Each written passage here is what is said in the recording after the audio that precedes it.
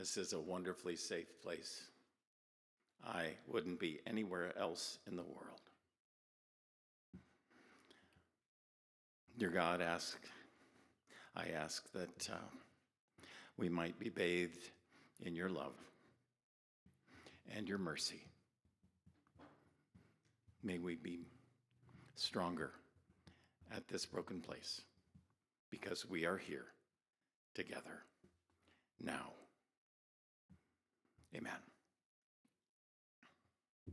So if you're listening, as Donna read the first chapter of the book of Ruth, it doesn't begin with Ruth at all. She limps in kind of later. The story actually begins with a famine. We can imagine the bloated bodies of children, the elderly citizens lying in the streets, and vast numbers of hungry people on the move. It's not pretty. As a result, a middle-aged Jewish matron named Naomi and her husband leave their home in Bethlehem, which literally means house of bread. How ironic. And they go to a place called Moab. Now, that is a rough, out-of-the-way place, Moab. It's kind of like Ely, Nevada. Not the kind of place you, if you were Naomi and her husband, had imagined years ago that you might be now living at this stage of your life, but you're trying to call it home, and you're doing your best. And you have these two boys, and they're not tiny tots. No, they are adolescent lads with adolescent ideas. So wouldn't you know, Naomi and her husband have hardly gotten the dining room tables off the moving van in this new home, and they find that the boys are already dating a couple of Moabite girls who are locals. Dang it. They were supposed to hold off a year or two on this girl thing until the famine had run its course. But back home in Israel, there has been no long-range forecast for anything but relentless heat for a decade, and adolescents will be hormonal. And if that isn't bad enough, just when Naomi thinks that dark-eyed girlfriends are the worst fate possible, something unthinkable happens. Naomi's husband dies, and all at once, Naomi finds out what being in really desperate straits is all about. She finds herself a most ill-equipped single parent. She wishes her husband was there to help deal with the boys' infatuation with these foreign girls. Poor Naomi, she does her level best. She says to her oldest son, Malin, it's not that I don't like, what's her name? Her name is Ruth, Mother. All right, Ruth. It's not that I don't like Ruth. It's just that she hasn't had any of the advantages that you and your brother have had. Her people have different values than our family. That's all. What you're trying to say is that you don't like that she's a Moabite, right, Mother? Well, old Naomi got about as far with this argument as a lot of you gotten with your own kids, right? One point or another. Malin knows he can't lose this one. Times are tough. Where is he going to find a nice middle-class Hebrew church-going girl in this far-flung, out-of-the-way place?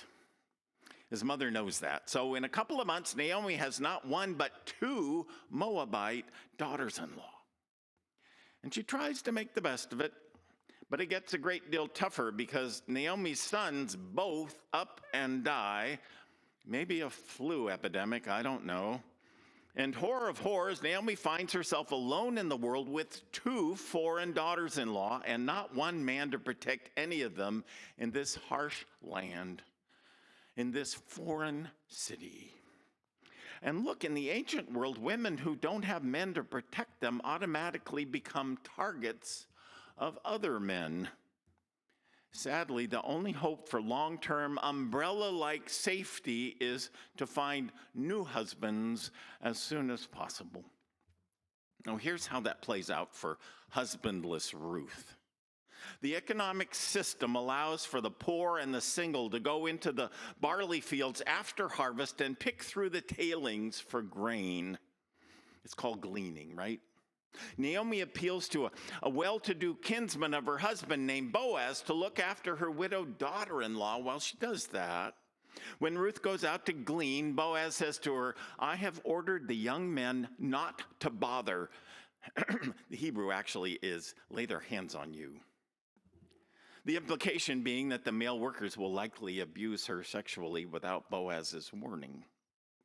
Then old Naomi says, girls, I'm going back to Bethlehem, back to my own people. I'm a single woman. I've got no marketable skills, no prospect for marriage, no future to speak of. I can't help you. Moab is your country. It isn't mine. You're young, so go help yourselves. I don't want to weigh you down. And her daughters-in-law, well, they pipe up and say, no, they weep. We belong to you. If you go back to Israel, we'll go with you. Now, Naomi is ready for this one. She's a straight shooter. She tries to talk sense into them. Look, she says, you're widowed women like me, but you're young. We live in a patriarchal culture. It's 3,000 years before the women's movement will change that. And even after that gets going, there's going to be a huge pushback that will go on for decades. Well, Naomi is just warming up here. She says, widowed Moabite girls haven't much going for them in Moab, and they have nothing at all to hope for in Bethlehem, where I'm going, so do us all a favor. Just stay here. And one of the two, named Orpah, does the sensible thing. She says, Mom, you're always right. Mom's always right, isn't she, Ruth? I'll stay here in Moab. Don't forget to send me a postcard when you get back home. In fact, the text literally says, Orpah kissed her mother-in-law, but Ruth clung to her. Now, Ruth's response is both marvelous and ridiculous. It is impossible, and it's also as true as anything in human life. Orpah said and did what the cultural norms she grew up observing called for. She said, no, I'll stay with you, at first. And she said this just as long as form called for. And then she said, okay, here, let me kiss you goodbye, but don't smear my mascara. That was Orpah. But Ruth clung to her mother-in-law. Clung, that's the word Boaz. Remember him, he's the guy who said, go glean and I'll protect you. It's the same word Boaz will use when he tells Ruth to cling to his servant girls in the field who were under his explicit protection. Boaz, the boss man, gives orders from his office desk, but when it comes to real safety, real boots on the ground safety, well, it's about women protecting other women. Don't forget that. Ruth is saying, look, if love means anything at all, it means that you, Naomi, and I are meant to be together. I left my old life when I married your son, and we all know that Thomas Wolfe was right, Mom. You can't go home again. You're the closest thing to home I know. For better or for worse, I'm yours now and forever.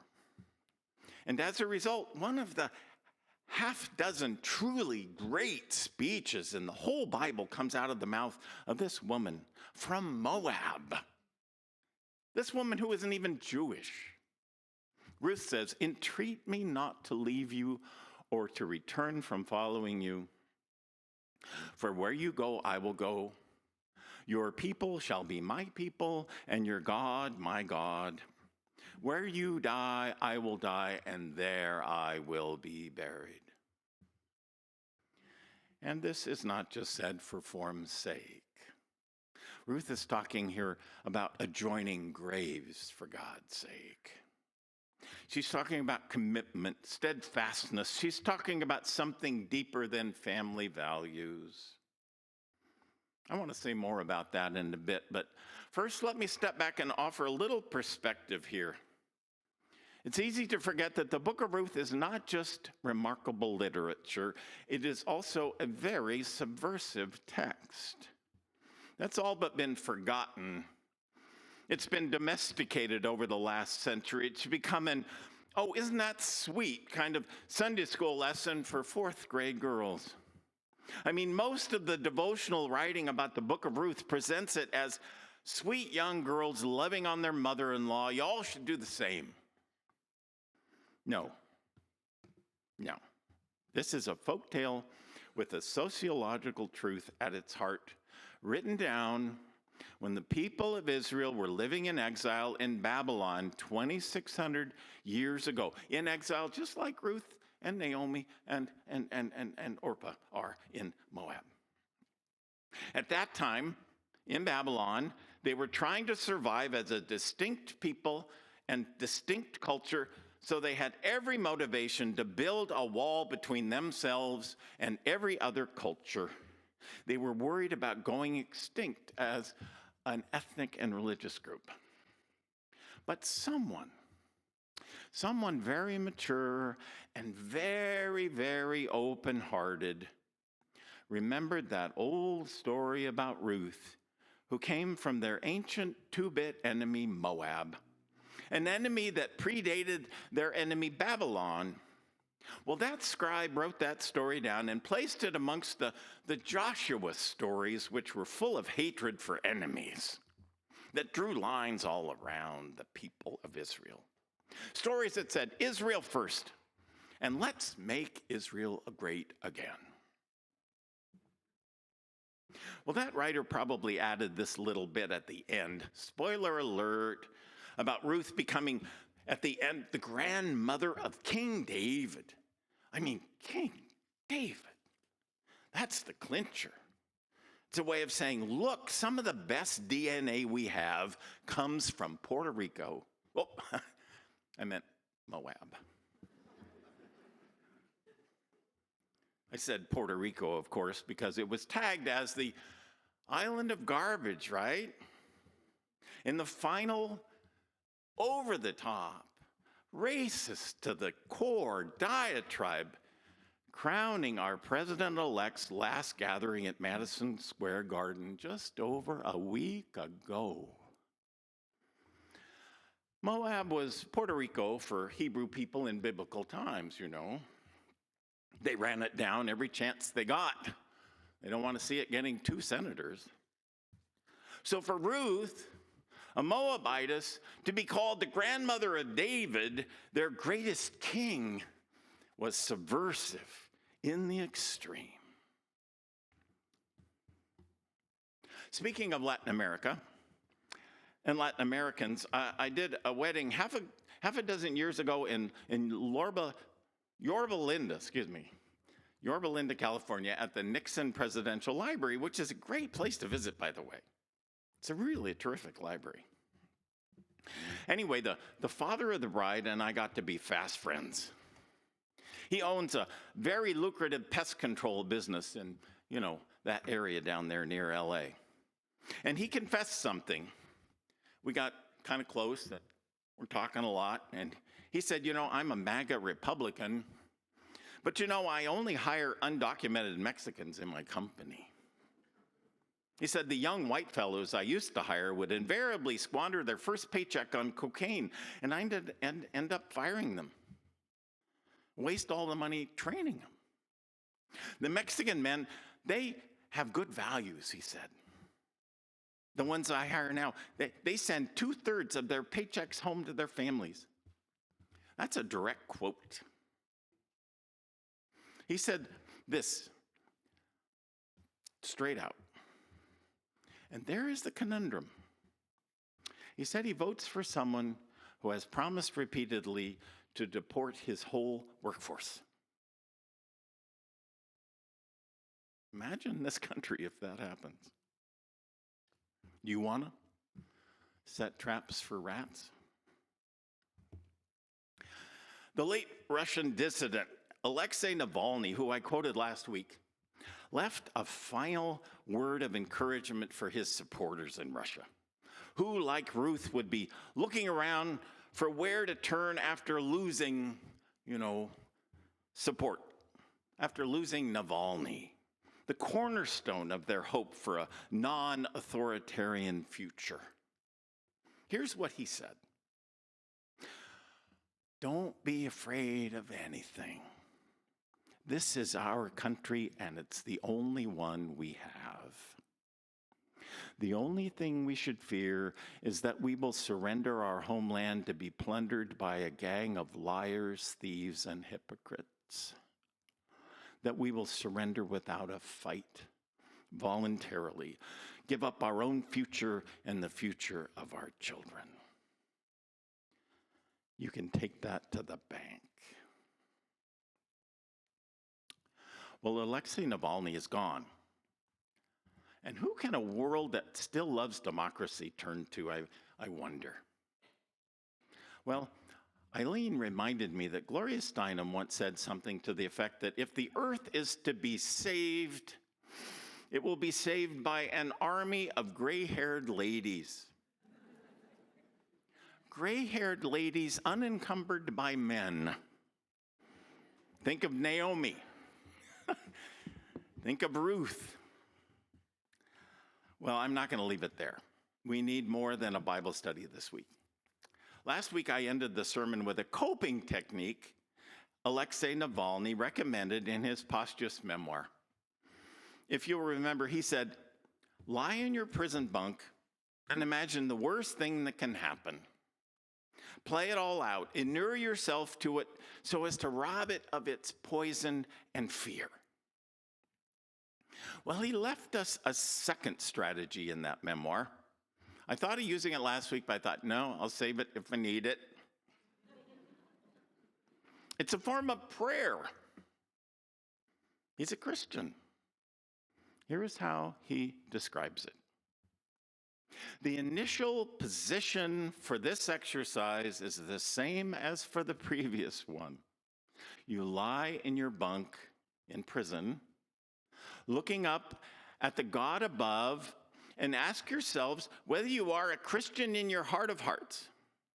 It is not essential for you to believe some old guys in the desert once lived to be 800 years old, like the Bible says, or that the sea was literally parted in front of someone. But are you a disciple of the religion whose founder sacrificed himself for others? This is Alex Navalny speaking, people. Don't worry about tomorrow, he said, because tomorrow is perfectly capable of taking care of itself. Our job is to seek the empire that is God's.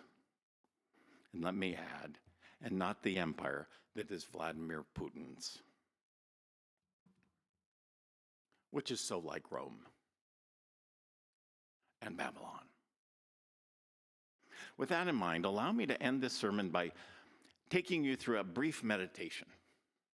As I said in my pastor's letter from the Thursday Southminster email blast, we are going to need spiritual resources to help us breathe and think clearly and expansively in the future. So here goes.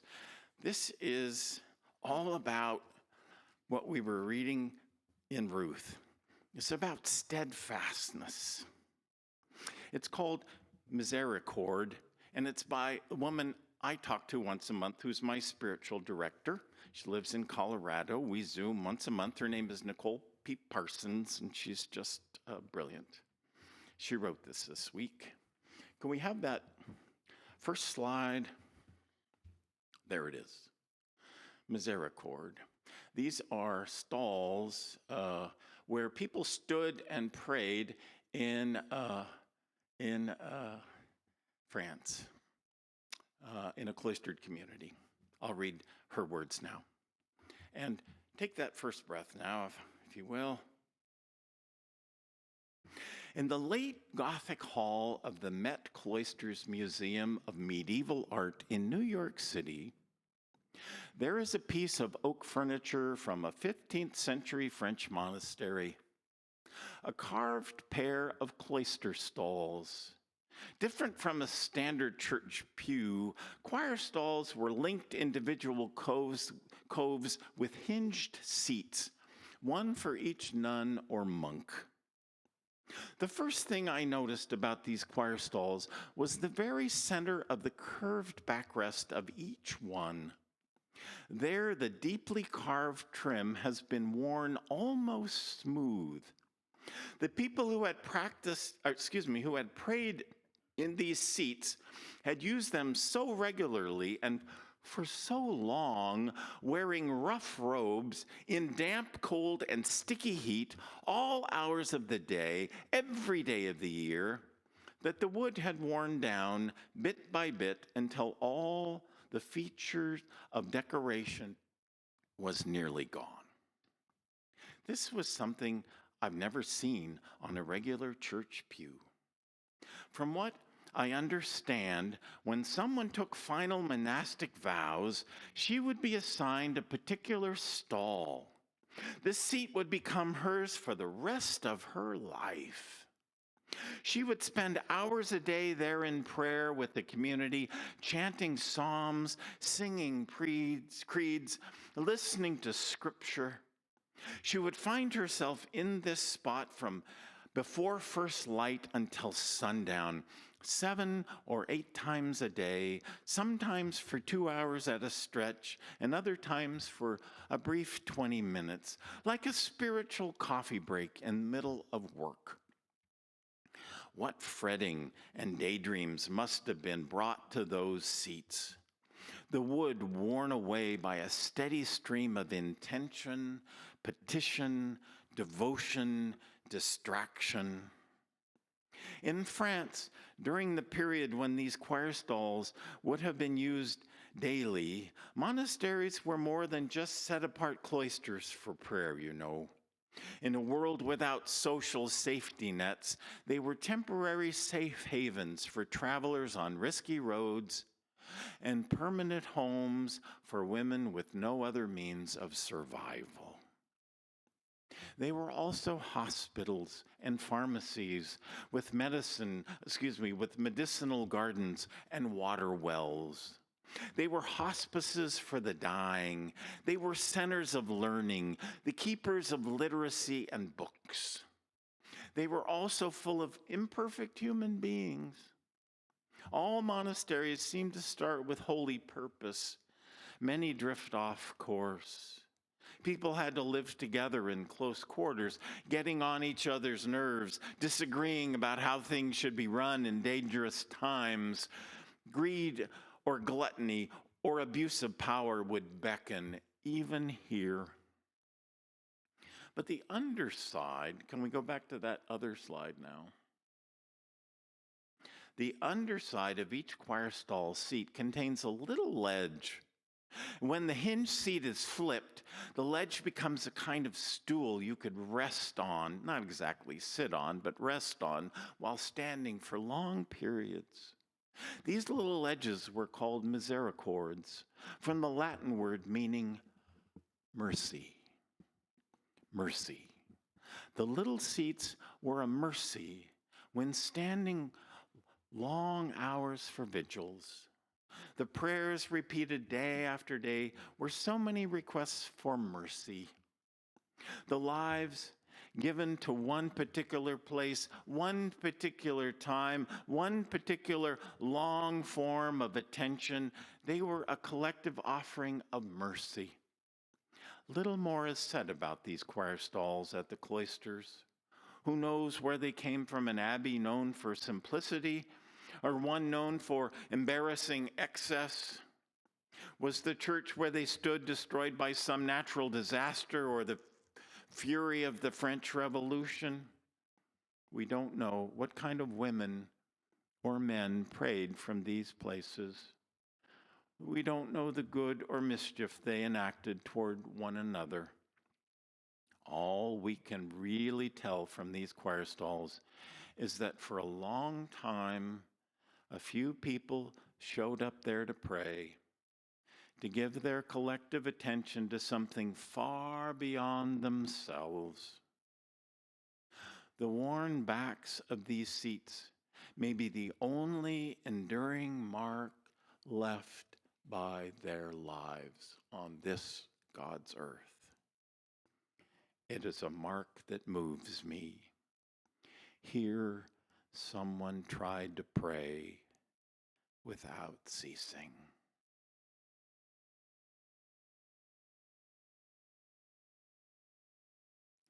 we will need that kind of steadfastness and this kind of community. Amen.